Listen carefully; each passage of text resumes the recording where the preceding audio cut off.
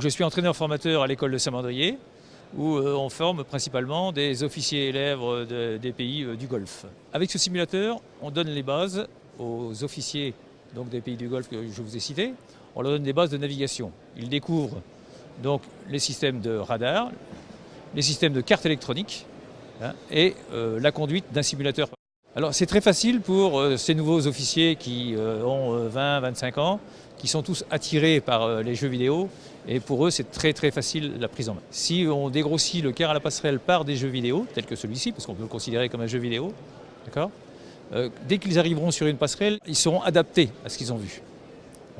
Donc ils sauront exactement qu'est-ce que c'est qu'un radar, comment est-ce qu'on règle un radar, qu'est-ce que c'est qu'une carte électronique, comment est-ce qu'on peut se servir d'une carte électronique, comment est-ce qu'on peut se servir d'une barre, comment est-ce qu'on peut se servir d'un pilote automatique, tous les éléments qu'on peut avoir sur un pupitre de navigation et de manœuvre. Pour la rendre réaliste, on prépare ce qu'on appelle de la navigation en eau resserrée, c'est-à-dire on les fait passer dans des chenaux étroits, où on peut mettre beaucoup de vitesse pour leur apprendre à naviguer en sécurité, mais à haute vitesse aussi.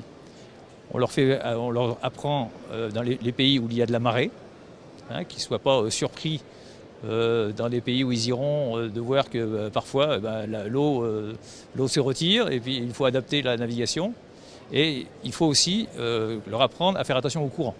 Le simulateur a ses limites, mais actuellement on a quand même quelques cartes du Golfe Persique, d'accord, et on a le détroit d'Ormuz. Le détroit d'Ormuz, pour eux, c'est quand même un endroit stratégique, qui est la porte d'entrée donc, dans leur mer à eux, dans leur mer d'Arabie. Et il faut qu'ils apprennent absolument à savoir se repérer dans le détroit d'Ormuz et surtout à gérer l'anticollision, puisque dans le détroit d'Ormuz, il y a beaucoup de navires. Alors, dans un premier temps, c'est ludique, mais ça se termine toujours par une note. Nous sommes dans une école, il ne faut pas l'oublier.